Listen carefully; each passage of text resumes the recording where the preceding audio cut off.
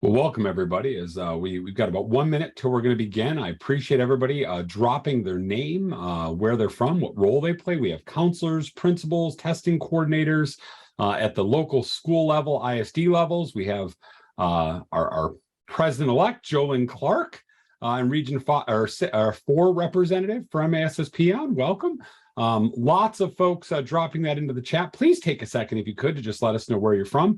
That chat will also serve as a spot for any questions that you might have. There's also a Q&A box that we actually encourage you to use, and we will address the Q&As as we can, both live as well as in the chat feature, so or in the Q&A box. So my name is Tom Leitz. I am the Associate Director for Training and Development for Michigan Association of Secondary School Principals. We're thrilled to have so many folks with us today on this webinar. We're at 250 and counting. We had over 500 registrations, which tells me that a number of you are as excited and or concerned about what's coming with the new College Board digital suite of assessments. And your timing is perfect, because going into the fall, we have an opportunity as school leaders to address some of the challenges that are going to be coming when we get to that spring assessment cycle, that spring administration that is for accountability purposes. We have the opportunity in the fall for our 8th graders and our 11th graders, as well as other grades, to take that assessment. And if you're going to do that, you have to be starting that work now, because the reality is the way the timing and everything else is going to go, you're going to find that that's going to be something that you don't want to put off until the fall, unless you're planning on coming in very, very early in August. So with that in mind, it's very much my pleasure to introduce our two guests and the folks that will actually lead this webinar.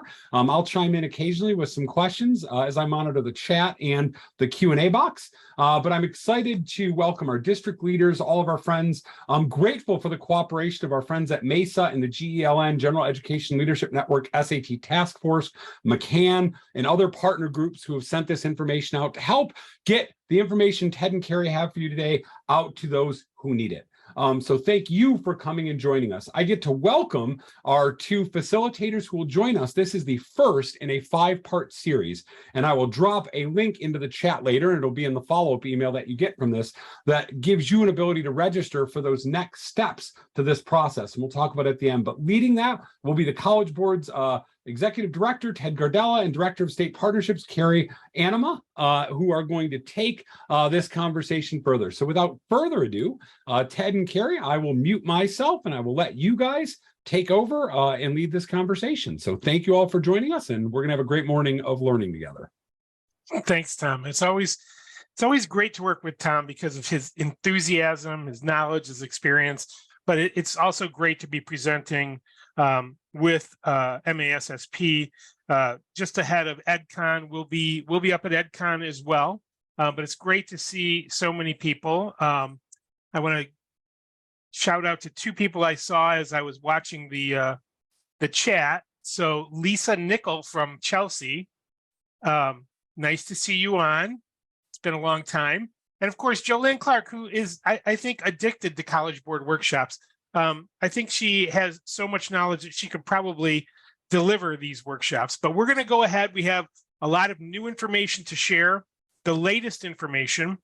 And I do want to preface everything by saying that the information we're going to share applies to fall testing only. So as Tom said, it's very timely. There are some deadlines you need to be aware of if you're going to do fall testing, which will help prepare your students, your staff, your buildings for the spring accountability testing. There may be some small changes between now and spring. And of course, your best source of information for those changes will be the Michigan Department of Education Spotlight newsletter. But we will continue to update as we go through this 5-webinar series. We'll let you know the latest information. And also, we'll let you know probably by the end of this when the Michigan Department of Education, the College Board, will be putting on spring assessment workshops. So really important to make sure that your staff understands, if you're going to do fall testing, these are the details. These are the processes that will be followed. Things will be different for spring testing. You will be doing the pre-ID information as always, but this is actually, if you do fall testing, in addition to what Tom mentioned, that it'll prepare you and give you great information, it is also going to be a major help with respect to special education. We're going to talk about the important changes that have been made around accommodations for grades 8 and 9 as we move forward towards the spring assessment. And these changes were made due to the fact that we're going to digital. So please make sure that if you are going to do fall testing, you get those accommodations in. We'll talk about that later in this workshop, and we'll get moving. But I'm going to let Carrie introduce herself. She's going to start off and take us through several slides, and then I'm going to start working on what you need to think about in terms of planning. So Carrie, go ahead and just before Carrie gets on, as she's getting her camera back on and all of that, I want to make sure everybody realizes that this is being recorded. So after this webinar, we'll send out a follow-up email, and this will be posted on our MASSP YouTube page as well as on our site. So this is going to be a lot of information. If you need that information, we'll also send out some of the slide decks and other pieces that we're able to share to make sure that you have that information. Thanks, Tom. I think, have you been a radio announcer in your previous experience? Because you are fantastic. You have such a great voice.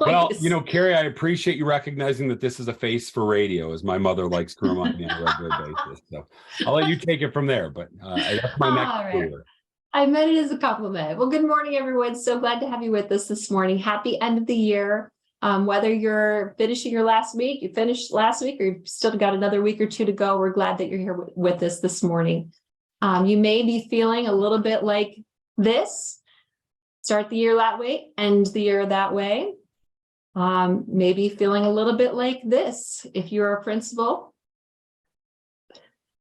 you may be feeling like you need a drink this morning, or you may be feeling like one of our favorite actors from one of our favorite movies. But regardless, I'm glad that you're here today. We have lots of information to share, as Ted said. And Tom and Ted, please feel free to jump in at any point, because I don't have the chat going on my end. So if anyone has a question or you feel like you need to jump in, please do at any point.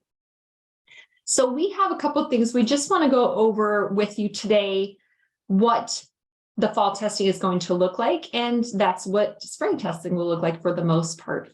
So I'll start with just an informational picture that kind of gives you an overview. If you look at internationally, we've been piloting the digital SAT. We piloted this spring, and we'll be doing it again in the fall and then in the spring of 2024 internationally. So we do have a large number of schools that have already been using the digital SAT. So we feel very confident that we've worked out many of the kinks and got things ready to go.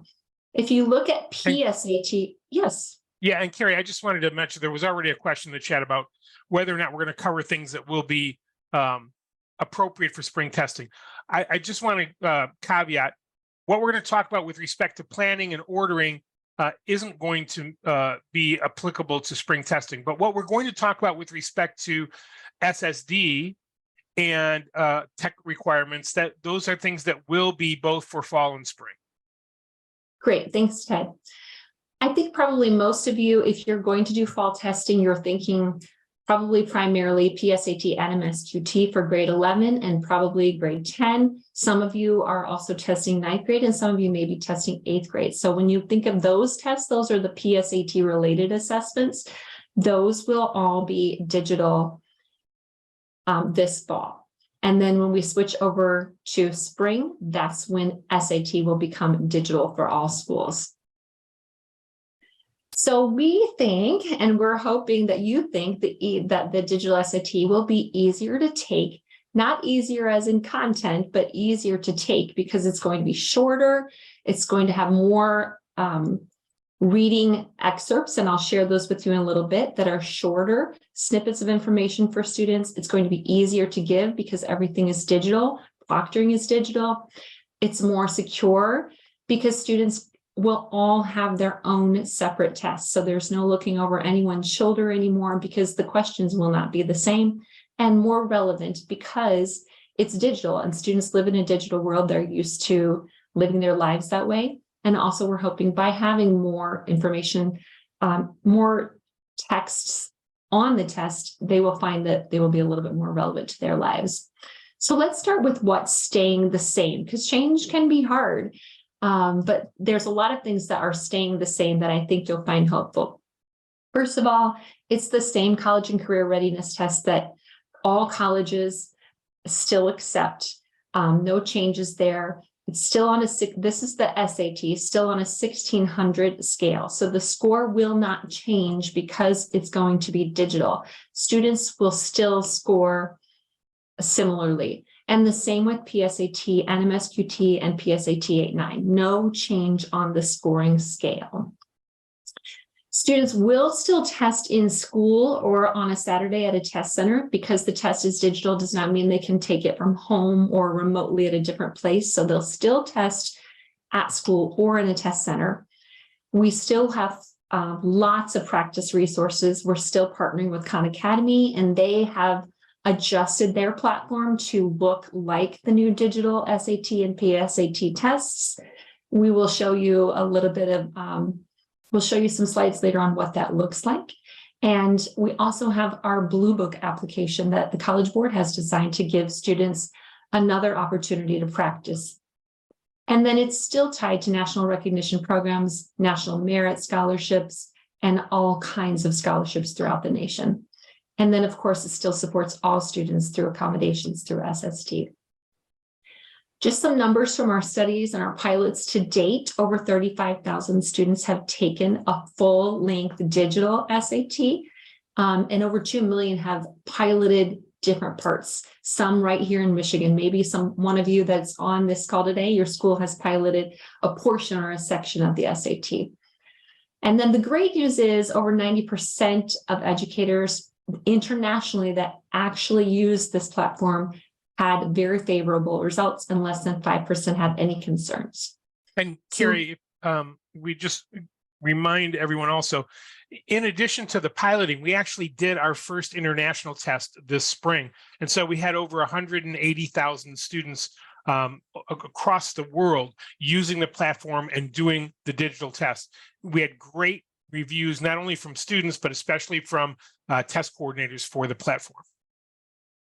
Very true. I won't say students said we love testing, but they certainly thought the test was better and more applicable. So again, no more answer sharing because students will take their own separate tests, no more asynchronous testing. And then if any of you on the call are a test coordinator, you might be giving a cheer right now for no more package security, calling UPS, picking up packages, unpackaging, all the work that it takes to do for paper pencil tests. So students, we have found that the test is more relevant. They live on their phones, they live on their computers, they learn on their computers, they learn on their phones. So it's very natural for them. They're already used to doing that. We have a wider range of topics and useful tools for far more students. So let's jump in and look specifically what the test is going to look like and how it compares to the paper pencil. So on the left-hand side of the screen is the paper pencil test. This is digital, this is SAT, but it's very, very similar for PSAT tests as well. So the paper pencil SAT had 96 questions and 2 sections. There was a reading section and a writing section. The new digital SAT has just reading and writing. So we're going from 2 sections to 1 section, 96 questions to 54 questions. And then timing has been reduced significantly. So we're going from 100-minute test to 64 total minutes. So it gives students a little bit more time per question. We're also going from set-based questions to discrete questions. When we look at the math, we're also going from 2 sections to 1 section. We used to have the calculator and no calculator. This new digital SAT is all calculator. There is an embedded calculator. It's a Desmos calculator in the test that students can use, or they can still bring their personal calculator as they have been used to doing in the past. So that's going from 58 to 44 total questions and from 80 minutes to 70 minutes. So again, students will have a little bit more time per question. One thing that's also not, and about 25% will be student produced response. So you'll want to make sure you're still practicing with your students how to answer those student produced responses. And They Carrie, won't be that's, bubbling in. yeah, I just wanted to segue in to that piece. Two basic things. So back on the reading slide, when we say discrete questions, students are used to seeing a longer passage with anywhere from 8 to 10 questions regarding that passage. In the new digital SAT suite, they will see a shorter passage with a single question. So there will be one question for each passage. That means many more passages, which means much more diversity in terms of the reading that's on the test, and a single question per reading passage. With respect to the student produced responses, there will no longer be a grid in. Now students will actually type their answer in. So there are going to be some changes to the student produced responses, and we will have some guidance on that as we move forward. We know we have some definitions, and there are there's some sample questions that are available, but there are changes that are going to be made there. So especially for your math teachers on staff, it's no more grid in. It's now that they're going to do the work for the question and then type in their response. So there'll be a little bit wider range of responses than there were in the past. This will be an important change for your math teachers to understand. Again, another great reason why you would want to do some fall testing to prepare the entire staff, let them know what the questions look like, let your language arts and social studies teachers know about the reading questions, let your math and science teachers know about the student produced response questions. All right, thanks, Ted. Great. And I'm going to turn it over to you to talk about what multi-stage adaptive testing looks like. All right, thanks. You can move on to the next slide. So we decided to move into what's called adaptive testing, but we made a very conscious decision to use the model called multi-stage adaptive testing versus an item level adaptive test. In an item level adaptive test, the student answers a question, and then that question sets them along a different path per question. With multi-stage adaptive questions, adaptive testing, there will be a set of questions. So there will be modules that students will work in. And then when they're done with that module, that is when they will face, a decision nexus, and they'll move into a different stage of the test. So there will be two modules in each of the tests, the reading and writing test and the math test. So the question is, why would we choose multi-stage adaptive testing? And it's a really easy answer, because if you choose multi-stage, students can review items within a module. When you choose item adaptive, students cannot go back to questions. They have to keep moving because each question sets them on a different path. We still have a shorter test length. We still have it being adaptive, but now within a module, students are able to review and go back and revise answers to questions. So it's really important that we made that choice. The other example is the GRE is a multi-stage adaptive test. For item adaptive, you're probably most familiar with NWEA, MAP tests. Those are item level adaptive testing. We chose this specifically so students could go back. Go to the next slide, Carrie. Benefits are shorter tests. Questions are tailored according to students' achievement. Students can navigate back to questions within a module. It is a more secure testing environment. Every student will get their own form of the test. And really importantly, a multi-stage allows for any disruptions in internet connectivity, because the student really only has to be connected when they're making the move from module to module. With item adaptive, they have to constantly be connected to the internet because each question is having a decision. So this, will allow if there's any kind of disruption in internet connectivity or a machine powers down or whatever, the student's progress is saved. And when they log back into the app, to the Blue Book app, they're taken right back to where they were. This also allows for more precise measurement as well. Next slide. So here's the basic structure of the digital SAT. Each section, the reading and writing section and the math section, will have two modules.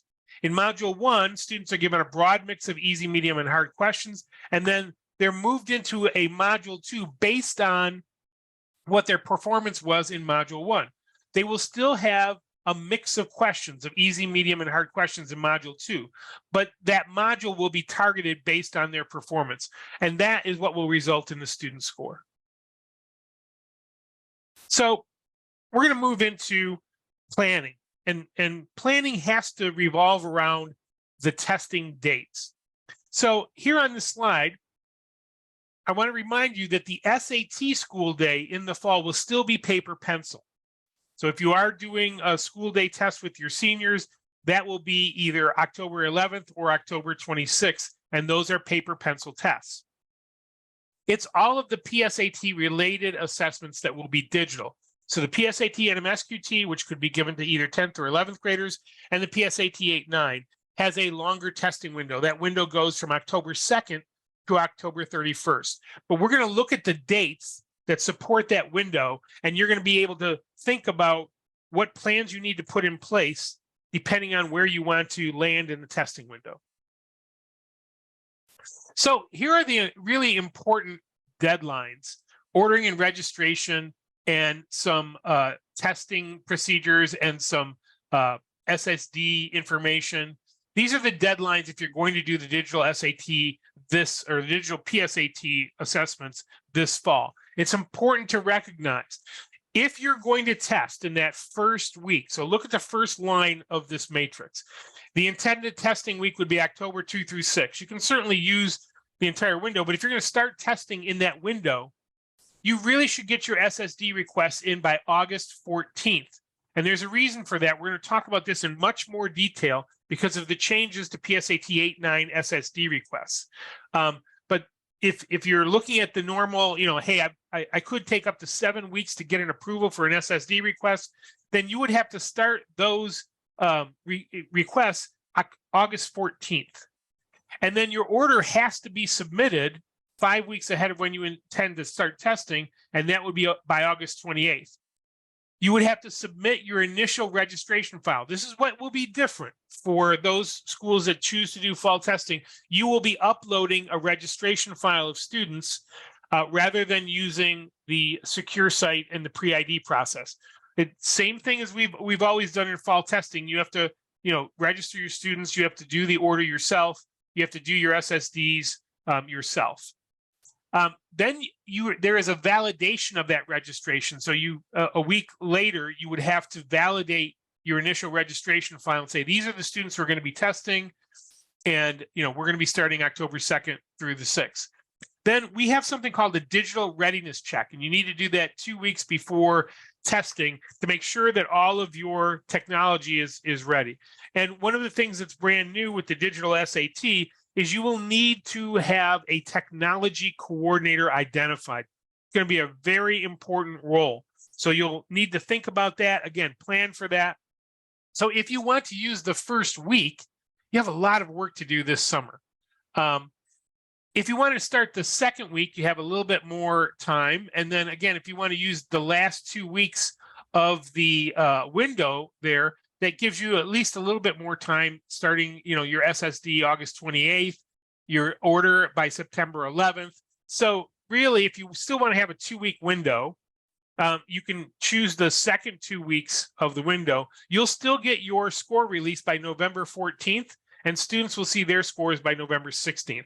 So one of the reasons that we worked with Tom and our other partners, including MCAN and our partners at the ISDs, we wanted to get this information to you so that if you want to do fall testing, you're going to have to make some plans and get some pieces in place before you go off for that month of July, where you thankfully can put some things aside.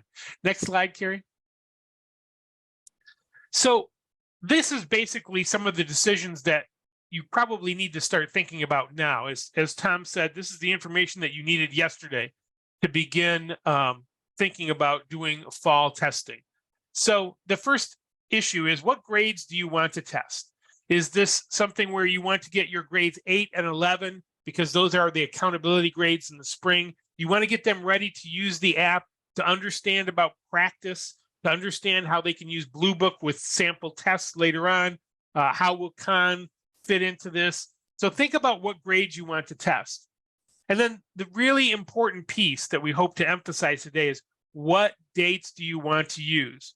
Do you want to use the whole window, all 4 weeks? If you want to do that, you've got a lot of early work that needs to be done, especially around SSD. You can use a partial window, and if you do, what week do you want to start testing? Do you want to buy yourself a little bit of time and get all the prep work done that needs to be done without having to come back early in August and get right to it? Next, you're going to need to identify the budget, and this is going to be pretty exciting. We're going to go through the pricing models. The College Board is offering 2 different levels of discounts to Michigan. It's also 2 different levels of discounts to any state that has a state contract. We'll explain how those districts, how those discounts really apply, but they are automatically entered into the ordering system. We also have a pricing spreadsheet that you can use before you do the order, so you'll know what you're looking for in terms of budget, and then you can go in to do the order. Really important piece here is identifying your tech coordinator. We will, as a part of this series, be doing a special webinar just for tech coordinators. There'll be lots of information coming forward from MDE about the tech coordinator position, but it's really important that you get that person on board and get them ready to start planning in terms of knowing what machines, what apps need to be installed, and doing that digital readiness check. The accommodations that are needed. This is a big change for actually all states, and this is a change because of the digital platform. In the past, during fall testing, for grades 8 and 9, you did not need to submit accommodations because you could just deliver the test with whatever accommodations were needed in the paper pencil world. But with this new digital platform, the accommodations are actually delivered by the platform. Therefore, all accommodation requests, including those for grades 8 and 9, need to be in the system. It's going to be very different, and we'll talk about this later on in the slides, but many of your schools use state-allowed accommodations for grade 8 because that's really what the Michigan Department of Education recommends. There's lots of reasons why that's the truth here in Michigan, but it's going to be different. You're going to need to apply for an accommodation, and it won't be a state-allowed accommodation for fall testing. So a lot of planning and conversation needs to happen because you'll have current 7th graders moving into 8th grade. Those students probably have an IEP, and it will probably stay the same. And so you'll know what accommodations are needed for those students. But 8th graders moving into 9th grade, there may be a transitional IEP there that comes into play. And so you may have to take what accommodation they had as 8th graders and think about what they'll need for 9th grade in the digital world. Then you'll need to set up a training plan. Your tech coordinators are going to need some training. Your proctors are going to need some training. It'll be very different for them. They'll have an app that they will use to deliver the test. All of this we're going to cover through MASSP webinars. So you should have the information in plenty of time. You can also always contact Carrie or I, and we'll do our best to help with your staff.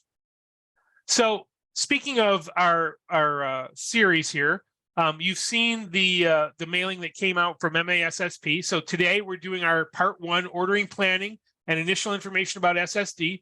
Part 2 is going to be delivered both in August and September, and that's really preparing for the test day. It'll be about the test day toolkit, which is the app that the proctors will use for test administration. And we'll also be talking about, what it is exactly that other staff need to have access to prior to training. Next slide. So in September, we will do something specifically for tech coordinators. We'll talk about the network requirements, devices, all of that is required of tech coordinators.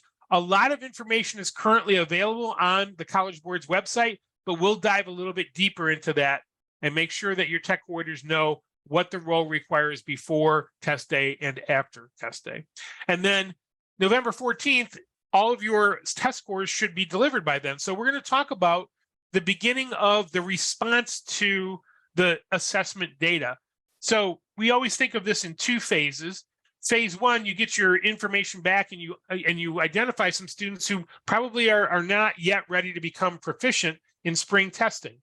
And so what you're going to need to be able to do is set up a practice schedule for those students. It could involve our Blue Book app with practice tests. It could involve Khan Academy as well. And so we'll do a collaborative webinar on that. And then December 14th, we're going to be talking about the phase 2 of the response, which is, okay, so you're going to need to change instruction.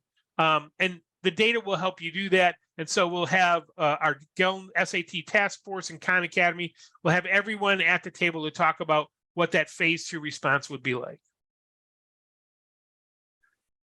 All right, so district and school pricing details. Hey, Ted, before you get into pricing, if we could, let's answer a couple of the questions that are out there. One of the big questions that kind of popped up is, and for obvious reasons, we all lived through MSTEP at some point in that rollout. There's some concern about all these kids get on to do testing in a building. Is the system going to crash? So that's one of the advantages of the multi-stage adaptive testing is the app itself has a much smaller footprint than what you are used to experiencing with MSTEP. So remember, MSTEP is item level adaptive testing. And so your internet always has to be on. Our footprint of the app, of the Blue Book app, is much smaller. And so there shouldn't be that same concern. As I said, we piloted this with 180,000 students. I believe it was over 50 countries that did the digital app this spring. So we're pretty confident about that. Wonderful. So a second question, and I just want to clarify that the second question that's out there, I just want them to think we're ignoring it, is how is this going to be scored? And I know we're going to talk about that at a later point, correct? So yeah, no need to get into it now, but it's really, we really are going to get much better information. I mean, in general, you can say there are going to be several different targeted modules. So a student takes the first module, and that's the routing module. That will route them to different modules for the second module within each test. So naturally, if a student scores more poorly on module 1, they're going to be targeted into a module that will certainly not give them the opportunity to get a perfect score. But that's always been true, even in paper pencil. If they didn't do well on the early questions, then even if they did well on the later questions, they weren't going to get the highest score they possibly get. So it's really important that students understand the impact of the routing module, that they need to do their best work on that first module so that they can get into the targeted module that will yield the highest score for them.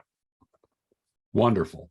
Another question that I already answered with what's in both in the chat and on the answers was, can students use their own device? And I didn't answer that specifically, but if you look at the device requirements on there and the pieces that are there, there are some ability for students to bring their own devices. However, there are limitations. They can't bring their own Chromebooks. They can't bring, it has to meet those requirements. And if you look in the chat, I've dropped the tech requirements in there, as well as a PDF link or a link to the PDF that Ted had up there about the other pieces for those works. Ted, one of the other questions that I thought was really interesting is a question of when tests are ordered, are they associated with specific students, and do they need to know which students are testing before they order?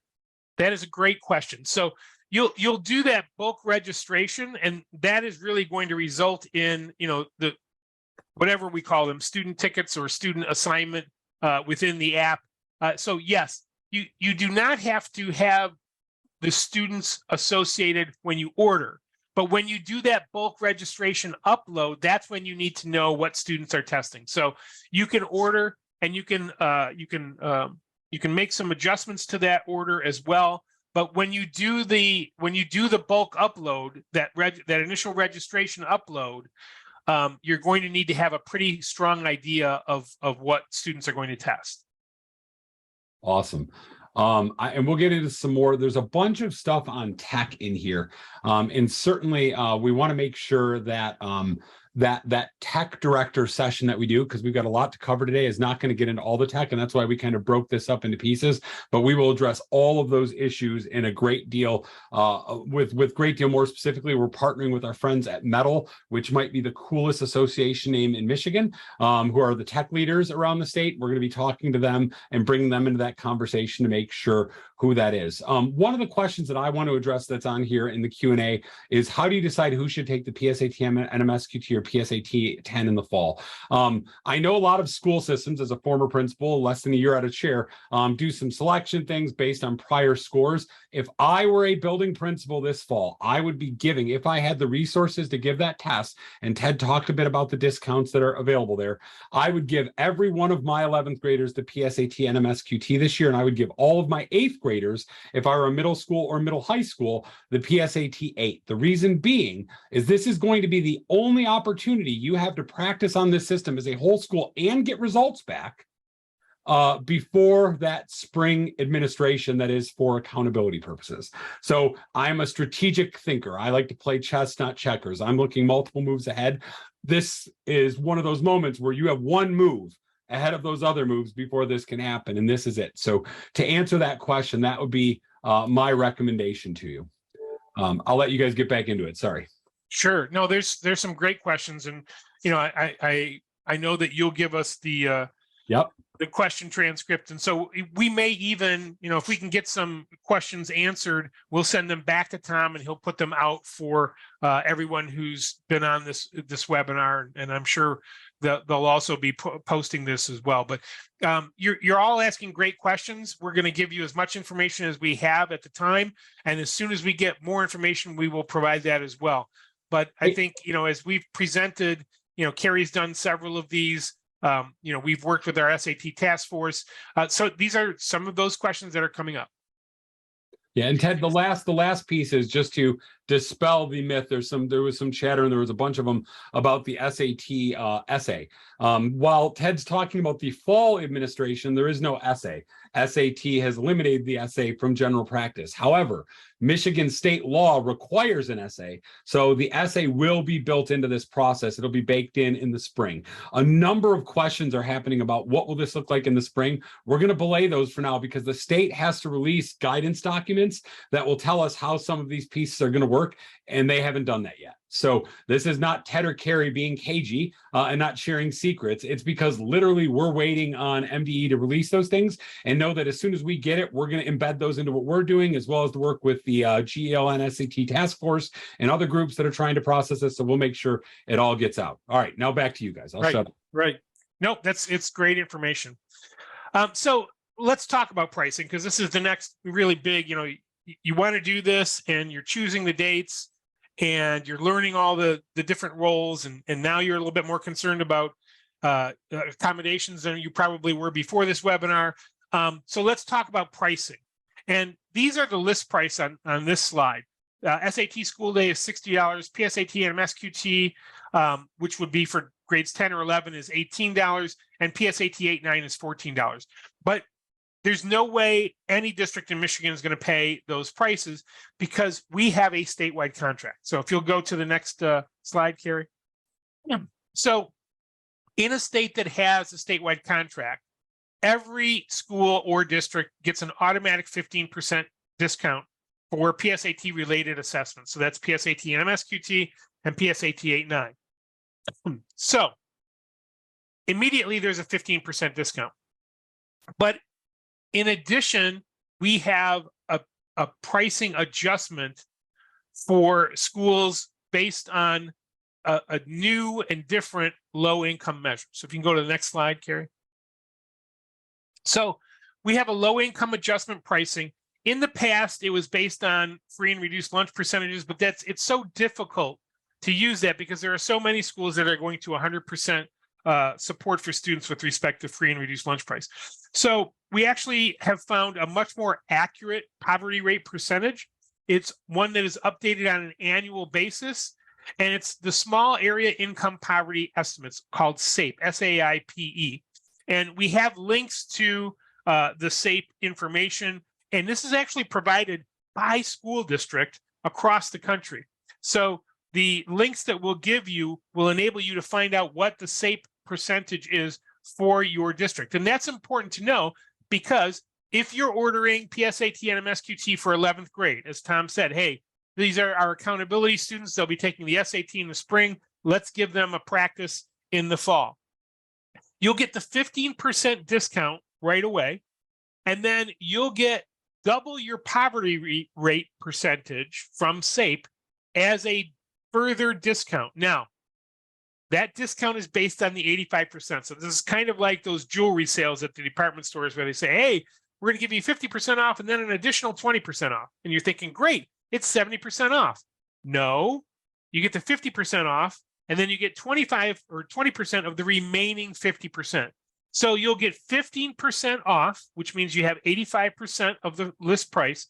And then the poverty rate percent will be taken of that 85%. We'll give you some examples as we go forward. For PSAT 8-9 in grades 8 or 9, it would simply be the poverty rate percent. So you'll get a different discount for PSAT and MSQT for 11th graders. Carrie, move ahead. So we have a cost estimator, and this is a great tool. You can actually download this. It's a spreadsheet. It's very easy to use. It will take you to the site where you can find your SAPE percentage, and then you can enter in the fact that you have a state discount and you have a SAPE discount, and you can get an estimate of what your pricing would be. So this is a picture of the SAPE website. It's this poverty rate. And again, you'll notice on the left-hand side that you can arrange the slide by school district. So it will give you that information specifically to your school district. Go ahead. This is the cost estimator. So if you do download this and use this, you would enter a 2 in the first box because we do have a state contract. And then you would use your SAPE information to enter your poverty rate as a percentage, and you would round that up. So if it's 11.5, you'd put it in as 12.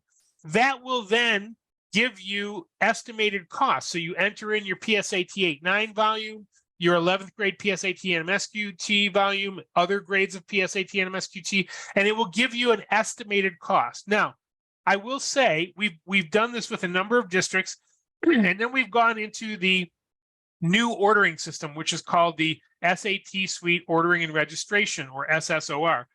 All of this information is already loaded into SSOR.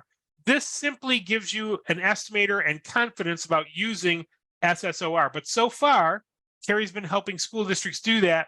And we'll talk about, I'll have Carrie talk about how you get that SAT Suite Ordering and Registration system into your dashboard and use it. Carrie? Sure, Ted. So you can do 2 different ways if you're looking for the price for your school. You can go through that cost estimator, and it's going to give you an estimate of what it's going to cost to test the students based on your SAPE percentage.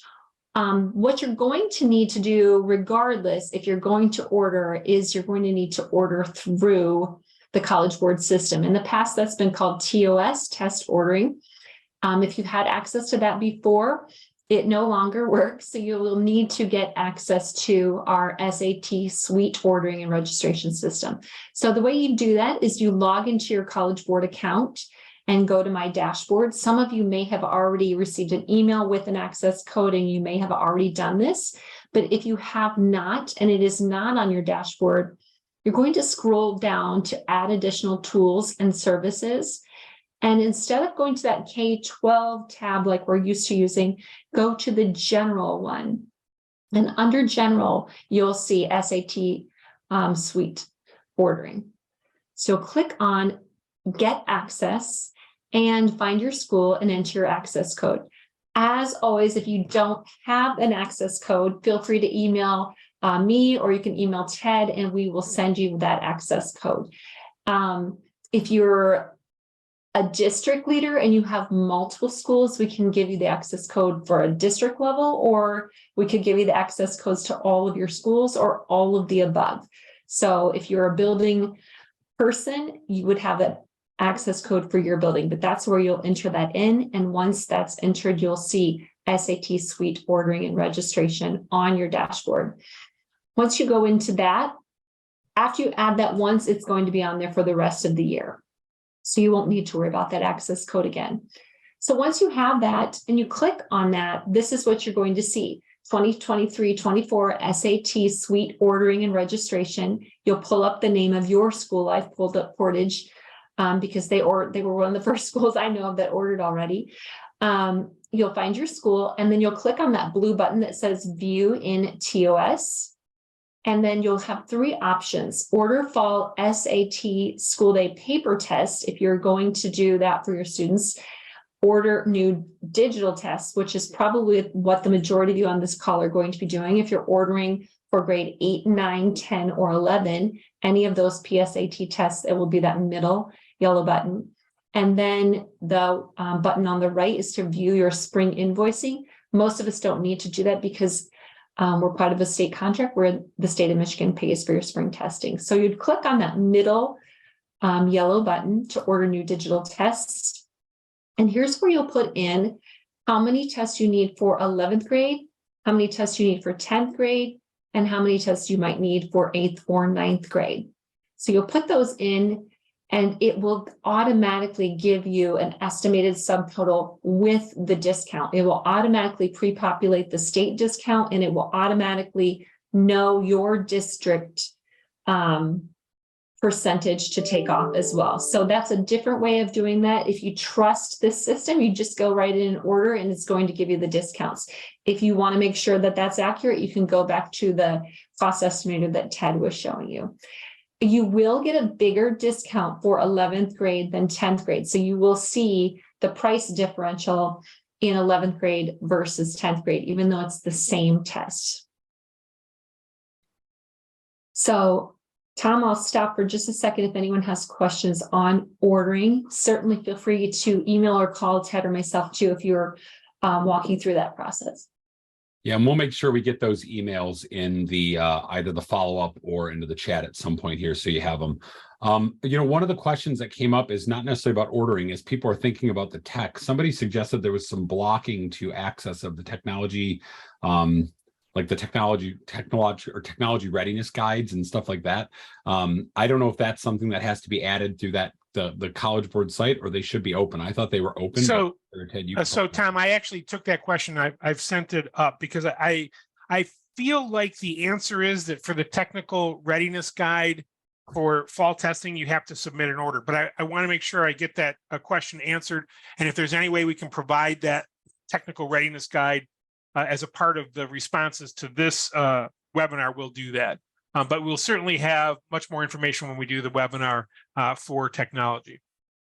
Awesome. And to answer a couple questions that have been out there, including one that's in the chat and a couple that were in the Q&A, the NMSQT, all of the testing, everything post this fall, the SAT is still paper pencil for kids taking it. All other assessments from the College Board are and will be digital for the foreseeable future. Is that correct? That's correct. Yep. So there's no more paper NMSQT. That is digital as well. Even though it's a modified name on the test, it's still a part of that College Board suite of assessments. That's another correct. question that was in here is for the SSD tests. Those are, and Carrie, I think you might have said this earlier, but there was a lot of information. Those are all going to be ordered in the same ordering system. Those SSD accommodations, as always, just have to be in, and they have to be in by that August 14th deadline, depending on when you're testing. Is that correct? Yes, so that was the chart Ted showed earlier. You need to work back 7 weeks. That's a safe rule. So if you know you're going to test on October 20th, you need to count back 7 weeks from that to have all of your SSD requests in. Perfect. Yeah, and Tom, I see some of those same questions. So you've answered a lot of them. Only the SAT will be paper pencil this fall, and that will be the last hurrah for paper pencil testing. There will be, I believe, there's going to be one more paper pencil admin of the SAT in the spring. But once we get to the accountability tests, all of the tests will be delivered digitally. And so what that means is you're not necessarily going to order SSD tests. What you're going to do is make sure that the accommodation requests are in the SSD system, because the accommodations will be delivered by the platform. So you won't be ordering different tests. It's just that when those students are registered, because they're in the SSD system, then the platform will deliver their accommodations. You know, there are some small examples, and we'll talk a little bit about this, but for instance, large print tests, you're no longer going to order large print tests because the platform itself will allow students to make different fonts, increase font sizes, all kinds of different universal tools are included in the app. So I think we've answered, I think I've been looking at the chat as well. The Yes. window is open right now, right? They can order now for the fall. It test, is. including You PSAT. can order for fall. Yep. Yes, you can order for fall. You can do your SS accommodations. Everything is open for that right now. And Ted said it very well. It's tied to the student. So when you put your accommodations in through SSD, those accommodations are going to be delivered through their digital test. Right. All right, Carrie, let's move ahead. And again, as Tom mentioned, we are not going to answer all tech questions today because we're going to be doing a specific tech. And again, as we move forward, as soon as we get information, we'll be moving it through our partnerships. And what does METAL stand for, Tom, anyway? Michigan Educational Technology Leaders. Okay, there we go. But I it is feel a like great they need a acronym. very cool, like, Yeah. Dawkins song or something. Yeah, when they walk something. in the Yeah. room. Okay. All right. So let's just talk about device requirements. And we've already said this. You can use laptops, you can use tablets, you can use school managed devices. So Chromebooks especially must be school managed. So you cannot have a student owned Chromebook. If you have a one-to-one environment with Chromebooks, the school is going to have to manage the app for the students. Most of all, the device should be able to hold a charge for 3 hours, and it must be able to connect to Wi-Fi. Now, it needs a 3-hour charge. Again, as I mentioned, because we chose multi-stage adaptive, if there's any power loss at all, students should be encouraged to plug their machine back in and then log back into the app. It will take them right back to where they are.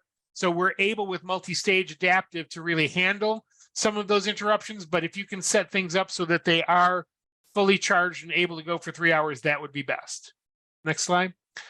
So Windows laptops or tablets have to be running Windows 10 or later, and they have to have at least 250 megs of free space available. Mac laptops must be running Mac OS 11.4 or later and have at least 150 megs of free space available. iPads, iPad OS 13.4 or later and have at least 150 megs of free space available. School managed Chromebooks must be running Chrome OS 83 or later and have at least 150 megs of free space available. If your device is running Chrome OS 99, the operating system will need to be updated. You cannot run Blue Book on a personal Chromebook. And this is something that students are already finding out because students can download Blue Book right now and use it to practice for the SAT, but not if they have a personal Chromebook. They cannot download and run Blue Book on a personal Chromebook. Okay. And Trey just put an update into the chat. Okay, so I'm not sure of that, Trey. So we've been saying Chrome OS 83 for managed Chromebooks, but you may have more recent information. It's certainly possible. Yep, great. Thanks. Thanks for putting that link in. So network requirements, these are bandwidth requirements and they vary by test. So if you're doing an SAT weekend, which SAT weekend is going to be digital, SAT school day is paper pencil. But if you're doing the other assessments in the suite, you need to have a 200 kilobyte per second bandwidth. And all students and testing staff have to be able to connect to Wi-Fi because testing staff are going to be using the Test Day Toolkit app. And so they need to make sure that they are affiliated with your institution. And you may need to set up some guest access, but make sure that the network password is shared with staff so they can share it with students. It's really important that you do some technical work before test day. Next slide. And just to note, Ted, there's a QR code for those of you that really want much more specific information on technology. We didn't go into as much detail today about that. QR code will bring you to a place that has much more specific information. Right. Thank you. So we wanted to give you just a little bit of an example of what Test Day Toolkit will look like for proctors. These Test Day Toolkit is going to be the system that they will use to assign students to the test and then monitor students throughout the test as well. So Carrie, why don't you go ahead and play this short video? I think it's about 3 minutes. It is. And what I wanted to do is take you to this site. This is a great site with quick overviews and quick videos that can help visualize what testing will look like. It is a bit different from MSTEP testing, so I think it's a great site. It's a test aid toolkit, and it's got a video for coordinators and a video for proctoring. So one of the questions that I've been asked when I've been in multiple districts for the last couple months is, what does it look like? Do we have test ticklets? So this is a great video that kind of shows you what to expect. Proctors like you keep students calm and focused on test day. Test Day Toolkit helps you keep it all straight.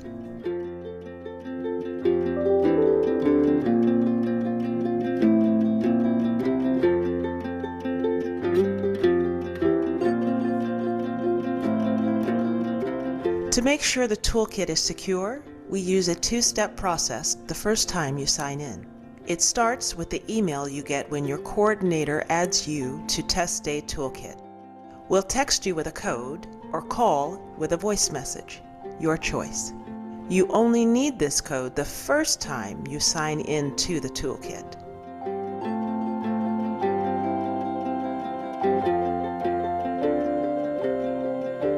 You keep the SAT fair and secure by checking students in. To check students in, find your room.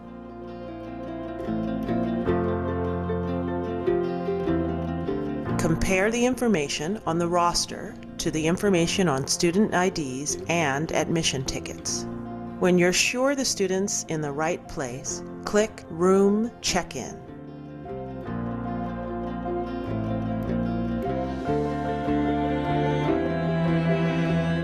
After you read the first set of instructions and start time testing, click the Start Testing button.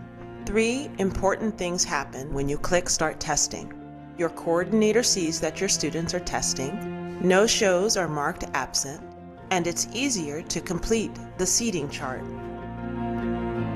Now that students are taking the test, you have time to complete your seating chart. Remember, the best time to start your seating chart is after you read instructions for the first test and click the Start Testing button. Entering test book ranges here makes things easier later and prevents mistakes. You'll find a test book serial number on its front cover. Next, add doors. You can change the size and shape of the grid. Now you're ready to assign students to seats. The serial numbers you chose are listed here. Click Submit when every student has a seat, and we'll mark leftover seats as unused. Thanks to your seating chart, we'll know where everyone was sitting. We hope nothing goes wrong on test day, but if something does, let us know.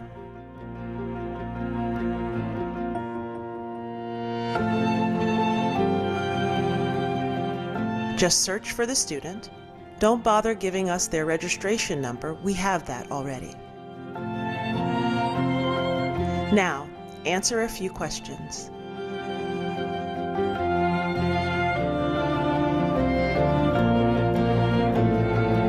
Then submit the form to your coordinator. That's it. You make it possible for students to take the SAT, and you put college within their reach. Thank you.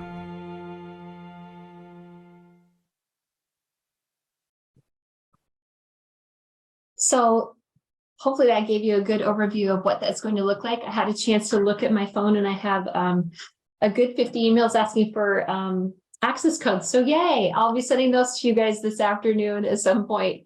So let's take the last few minutes that we have to talk about accommodations. I just want to reiterate what Ted just said. If you are choosing to test grade 8 or grade 9, this is going to be something you need to think about sooner than later, because accommodations need to be put in the SSD system. So starting in 2023, accommodations for PSAT 8-9 need to be requested through SSD. it's the same process that it's always been. So if you're a high school person and you've done this for grades 10 and 11, that has not changed. If you've done this for AP, that has not changed. But it let's might be talk about this. Yeah, let's talk about this a little bit, Carrie, in detail. So one of the hallmarks of Michigan accountability testing has been that the state has recommended that for 8th graders, SSD accommodations are requested using the state allowed accommodations process. That's a recommendation by the state, and there's a reason behind that. The reason behind that is state allowed accommodations are automatically approved and they are only good for 1 year. The reason why the Michigan Department of Education recommends that is because 8th graders moving into 9th grade typically have what's called a transitional IEP. So as they move from middle school to high school, they may have different accommodations for high school. So it's easier to actually put in a new accommodation and get it approved than it is to change an existing accommodation. So if you put in an 8th grade accommodation as a College Board approved accommodation, then that would last for the entire student's testing lifespan. So if you needed to change that based on the transitional IEP, those changes to accommodations usually go into the accommodation review process, which is that 7-week process. So it's actually much more efficient for 8th graders to get state allowed accommodations. That's not going to be the process for fall testing. So if you think about this, your current 7th graders are becoming 8th graders. In the past, you probably would have put them in a state allowed accommodations and you wouldn't have worried about that for fall testing. But now you have to put those students into the SSD system. And you should be putting them in with the accommodations that are listed on their IEP as they move from 7th to 8th grade.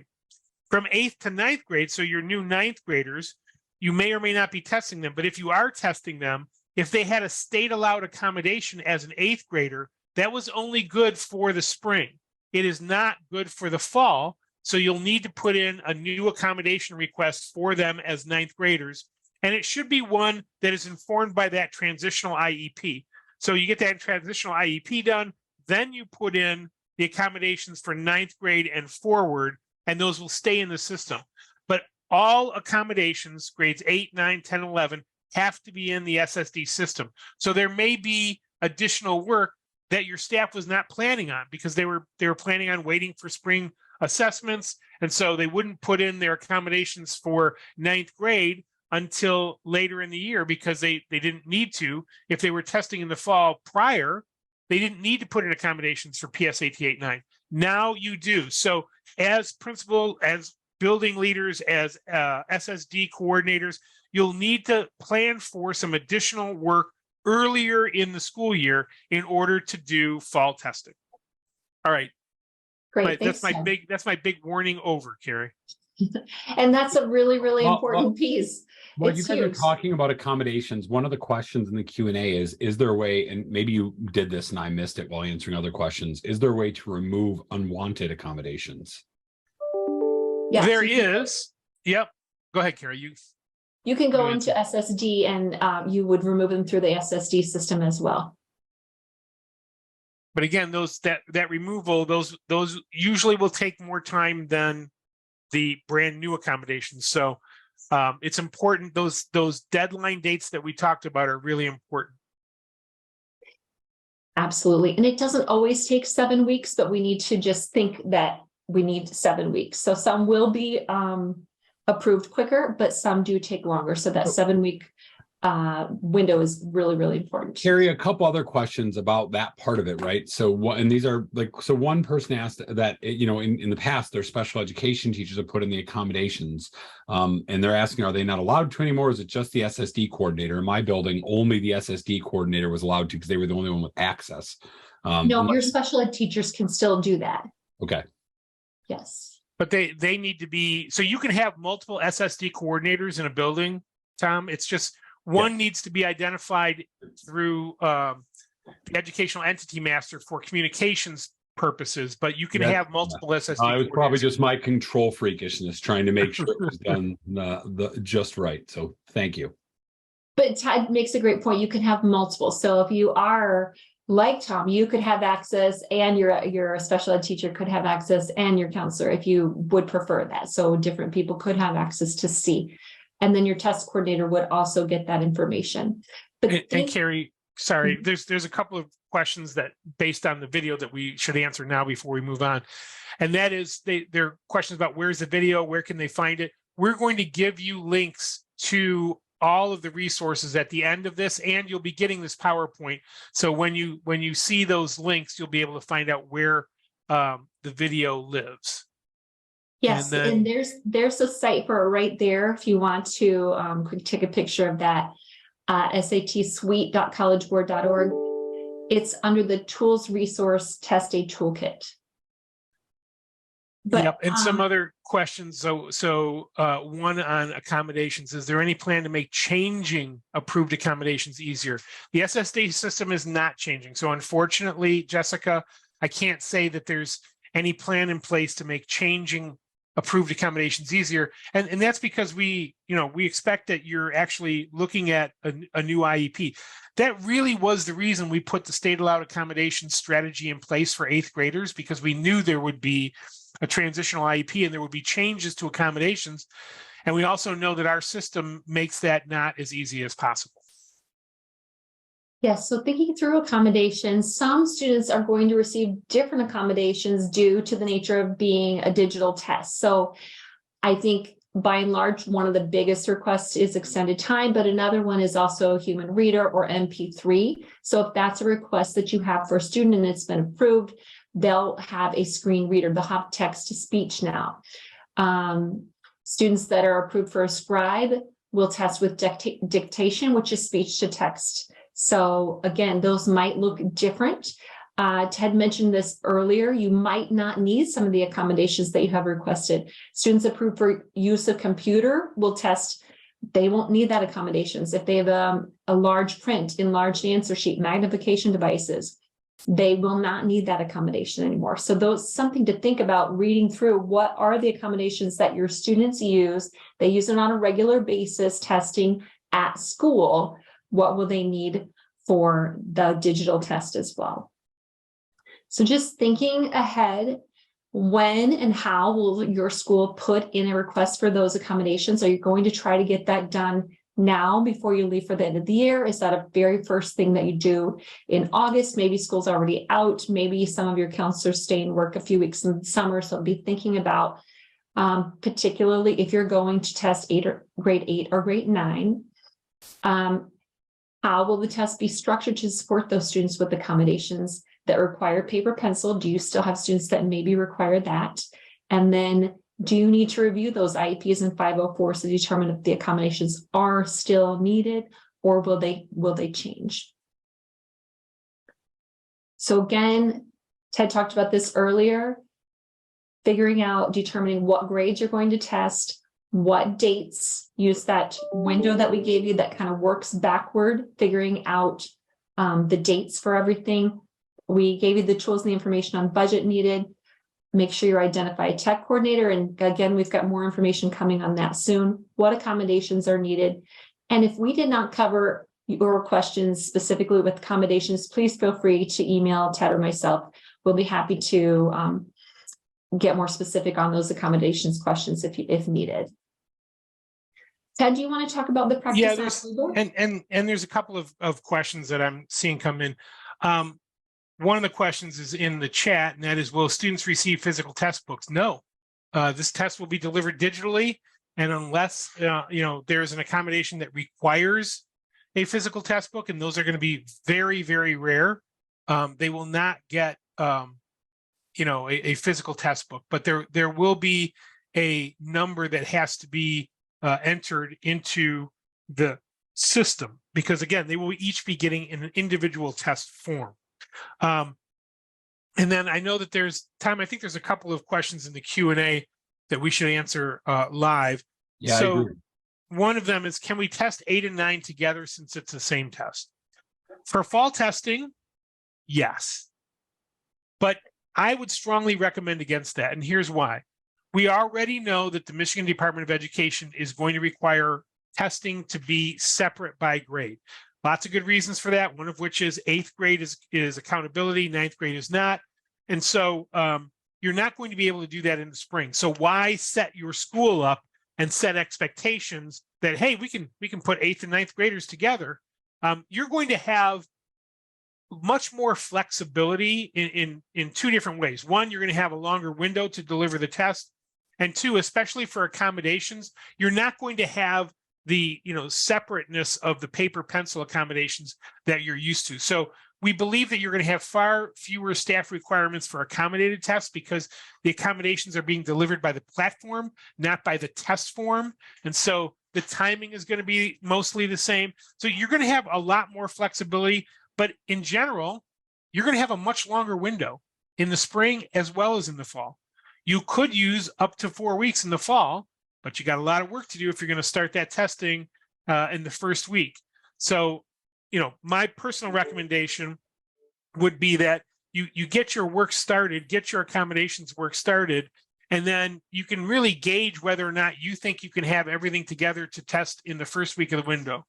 The thing I've been saying a lot to folks as they've asked about that is we're Michigan, and we have a track record of not usually buying a car the first year that a model is issued. We usually want to wait and see if there are any bugs that need to be worked out and so forth. So I would say that I would strongly recommend that you look at taking, the latter weeks of the window, because that will give you more flexibility on the front end to get all of this new work done. And it really is new for grades 8 and 9, especially around accommodations. I'm worried about, SSD coordinators who are used to not having to really do anything for grades 8 and 9 until, the winter. And even with 8th grade, they were doing state allowed accommodations, which were automatically approved. So there really wasn't a lot of work to be done to provide documentation. That's not going to be the same. So the good news is they would be ready for spring though. Right. Absolutely. Okay, let's go on. So practice. You're able to download Blue Book now. Again, as long as it's not an individually owned Chromebook, you can download Blue Book and you can actually start practicing now. However, only the SAT currently has a practice test available on Blue Book. We are going to be releasing practice tests for grades 8, 9, and PSAT and MSQT later on this summer. They're not available yet. So when you go into Blue Book and practice, it's the same as the actual test experience. You can actually, a student can exit and come back. They can retake those practice tests as many times as they want. But here's the big caveat. All of the score information and the test question review is delivered individually to students through MySAT. So if a school says, well, we're not going to do fall testing, we're going to encourage all of our students to take practice tests on Blue Book. That's fine, and that's a strategy that you can use, but you will not get aggregated information. You won't get test data back as a school. Each student would only get their individual test information back on MySAT, and there's no way to aggregate that information. Okay, so this is a little bit about the app, the Blue Book app. As Carrie mentioned, we do have the Desmos calculator built in, and all the reference sheets are available online. Now, we have escalated. We know that there have been issues with the Desmos calculator in MSTEP. Again, I would remind everyone that our app has a smaller footprint than MSTEP, but we still have escalated that concern. We did not see any tech crashes due to Desmos with the international pilot of over 180,000 students. So we feel pretty confident that it's the difference in the app that's making the difference in the crashes. However, if you're concerned about that, you can have students use their own calculator. And as a former math teacher, I will say that if students don't have experience with Desmos and they do have experience with their own calculator, they're going to be better using their own calculator on this test. It's always about familiarity. So if your teachers are using Desmos in the classroom, that's a great way to make sure that they understand how to use it on the assessment. But if they're using classroom sets of calculators or letting students bring their own device, then that would probably be the best way to go for best math performance on this. Because we've used the multi-stage adaptive process, students can flag questions for review. And that's a part of the app, part of the tools that are available to all students. They can navigate through the module and they can mark a question and say, I'm going to come back to this. It's not true when you have item level adaptive. There is a hideable test timer, so students can know exactly how much time available. And one of the things Carrie pointed out is that even though the tests are shorter, with fewer questions, students actually have more time per question than they've had in the past. And there are full annotation tools available to all students. They can highlight, they can increase the font, they can, flag and review, they can take an annotation on a question. So lots of best-in-class tools available in the app. We do have, go ahead, Carrie. We're short on time, so I just want to finish up with some helpful resources for you. This page has self-guided courses. If you're specifically interested in what the modules look like, if you want to see a SAT overview, the test specifications and overview, go into more detail than we did today, you can go to this site with professional development self-guided courses. It will ask you to register now, and you'll have to log in just like you do in your College Board account. So you do need a College Board educator account, and there are lots of different self-guided courses that give you much more specific information. If you want to delve into any of the tests, or you want to share this with department chairs or academic support coaches, lots of information on those sites. We talked a little bit about Khan practice and Blue Book practice. There's full-length PSAT 8-9 practices that is coming on Blue Book, and full-length PSAT practices that is coming on Blue Book. Some other resources that are helpful, there are some video resources that have quick YouTube videos about the digital suite of assessments. If you are doing a parent night or you're doing something with students, there's some student testimonials, and then there's what to expect video that's very good. There's a link to 5 steps to get ready for the digital PSAT and MSQT or PSAT 8-9. The most helpful resources, in my opinion, instructionally, if you're thinking about, we want to see what this test looks like. We want to know how many questions there are in this domain and this domain. We want to share this with our language arts teachers, our math teachers, our science and social studies teachers. Are these 3 sites, the assessment framework, and I'll show you some slides in just a second of what you'll see on these sites. But these 3, if you don't copy any slides today, this would be my number 1 that I would copy, as well as the table that gave you the timeline of things. Assessment framework, digital SAT self-guided courses, and then there's a school and district resource center. And then these 3 are also very, very helpful. The suite specifications overview, the SAT question bank, and you may be using this already. I'll show you in just a second what that looks like, but we'll be adjusting our SAT question bank to have not only SAT questions, but PSAT 8-9 and PSAT 10 and MSQT questions that are similar to what the new digital test will look like. Those will be available in August, so not available quite yet. And then there is an SAT sample questions and answer explanations. So I'll show you a little bit what that looks like. If you go to the specification overview, this is going to give you the specifications at a glance. It tells you for math, what are the domains? They still remain the same: algebra, advanced math, problem solving and data analysis, geometry and trigonometry, but it really goes into specifics. And then how many questions are on the algebra domain, how many in the advanced math domain, how many in problem solving and data analysis, how many with geometry and trigonometry, and what is that domain description? What are the specific skills that students will need to know? So that's a good one to really, this is just 1 page of that overview, but it gives you a glimpse of what it's going to cover in that. Same with the reading and writing content domains. They stay the same, but it breaks it down into the specifics. Like I said, the question bank, you may already be using this. This is a great tool to find questions. You can choose which test you want to look at. You want to look at SAT, PSAT, 8-9, and MSQT. You can look at, I want to choose math questions. I just want algebra questions. I just want this type of question geared toward this grade level, and it will give you hundreds and hundreds of examples of questions that you could print out or bring up to your screen and use with students for practice. And then the digital SAT sample questions and explanations is about a 15-page document. It's not super, super long, but it gives you about 15 sample reading and writing questions and 15 sample math questions. And it's not only going to give you the question, but it's going to give you some choices. It's going to tell you the craft and the domain and the skill, the answer explanation as to why it's correct, but also some distractors that might happen to students and why they might choose an incorrect answer. So this is an example of what teachers, coaches, administrators will see in that samples, questions, and explanation document. And there's the website for that right there. It's digital SAT sample questions. Here's a sample of what you'll see with math.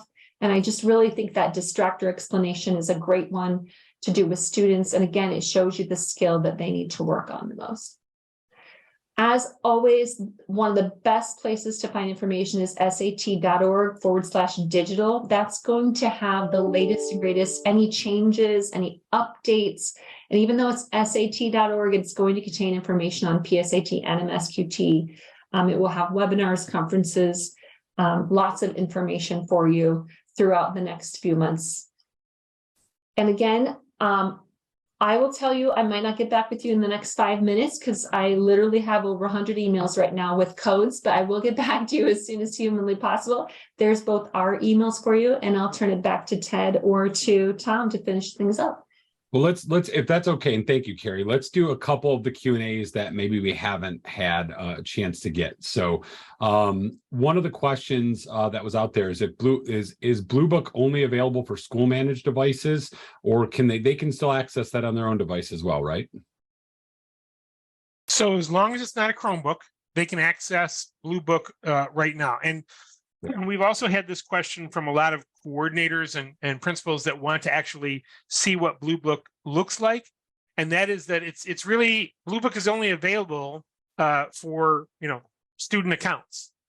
So if you really want to see Blue Book live and not just from the videos, you would have to think that through. And I'm being very careful about my words for reasons. Carrie, could you show the table with the deadlines again? Because I know we've got a couple questions in the Q&A about the deadlines, and then we've got lots of questions in the chat. So, Tom, I'm going to count on you to get any kind of questions that we're not answering in the Q&A back to us. Thanks, Carrie. Let's put that up. Oh, there we go. So, one of the questions was, when would you get your scores back? Well, it depends on which part of the window you use. If you use the first 2 weeks of the window and you finish all of your testing during that time, you would get your scores back on November 2nd. If you used the latter part of the testing window, and that means, let's say you start week 2 and go into week 3, you're going to get your test results back November 14th. You're not going to get your first week test scores back November 2nd. So it's really the latter part of the window that you use determines when you would get your score questions back. And Joe Trometer has answered the question that in chat. Thanks, Joe. I can always count on you. Okay, let's go back to the Q&A and see if there's anything. So that's the table. That's the school results. Shane Riley has asked a very interesting question that I do not know the answer to, but I am going to take that, Shane, and put it in our Q&A doc that we're using to communicate between the field and staff about students who random guess at a rapid pace. I don't know the answer to that, but we'll get that and we'll get it back to Tom. Ted, my understanding from somebody who's used the test day toolkit as it was, I thought it did, doesn't it show like a % completed for each student? Like, so it gives the proctor an idea of where they are. Yeah, but I think what he's asking is, I think NWA actually has something built in that actually pauses the test for that student. Yeah. That I don't know. I do know that proctors can certainly be aware and can go, tap Tom on the shoulder and say, Tom, why are you 90% done and everybody else is 25% done? So yes, proctors are going to have they're going to have an important role to play using the app and watching and monitoring students. But I do want to know if we're putting something in that would automatically take care of that. I also don't know yet. I know scratch paper is allowed for the math test. I don't know if it has to be collected as it has been in the past. Certainly students could write a question down and then, that question would be out there. So I'm assuming that they have to be collected, but I am going to ask that question specifically. And I've seen a lot of questions about speech to text, speech to text, and text to speech. We don't have the answers to that right now, but we'll be getting those.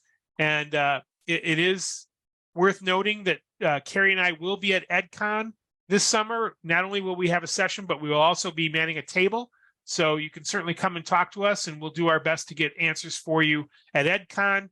And then as this series of webinars goes on, and we can't thank MASSP and our other partners enough for collaborating with us. Michigan is very, very fortunate. And I will say this as we get close to closing.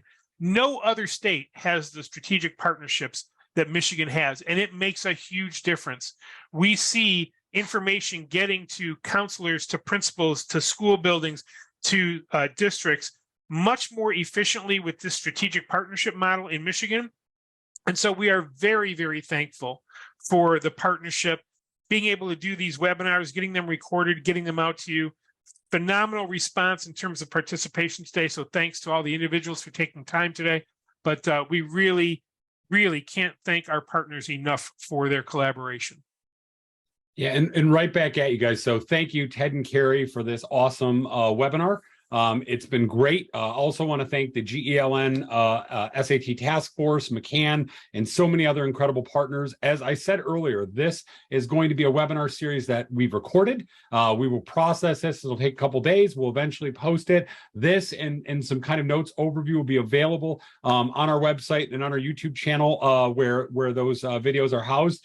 In addition to that, as I dropped in the link, there are already registration links open for part 2, which is that test day piece. There are 2 sessions. They are going to be the same. We're just running them twice to make sure everybody has the opportunity to get who they need there, because one of them is going to be in August and one in early September. Then obviously the piece for our tech directors, followed by the practice, and then using the data. All of these will be pulling in other partners that you can register for them now. They are also all Skeech offering sessions. This one was not because of the speed at which we had to pull it together, and we just didn't have time to apply for it. But truly, thanks to Ted and everybody else. As Ted said, he and Carrie, who I didn't just thank, but thank you, Carrie, will be up in Traverse City at EdCon. So principals, assistant principals, this is a great opportunity to bring your team for not only this, but a ton of other incredible breakout speakers, et cetera. It's a great way to both downshift and upshift again as you get, your planning started for the next year. Finally,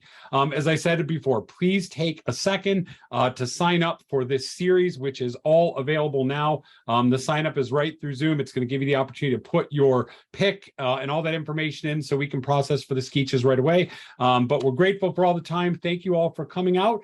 And with that, we'll take all these questions, process it, and bake these into the future webinars. So all of your feedback through the questioning has been absolutely wonderful. So thank you, everyone. I hope this was a valuable morning for you. I know I learned something, and this is like the 3rd or 4th time I've heard it. So I hope you guys all took a lot from this, and we thank you. Thanks to our MASSP Executive Director and Board for supporting this process and being willing to allow us to open this up as a free webinar series in our Leader Focus. So again, have a great day, everyone. A fantastic end of the year if you're not there yet. If you are, God bless you. And we appreciate everybody's time. So have a great day, all.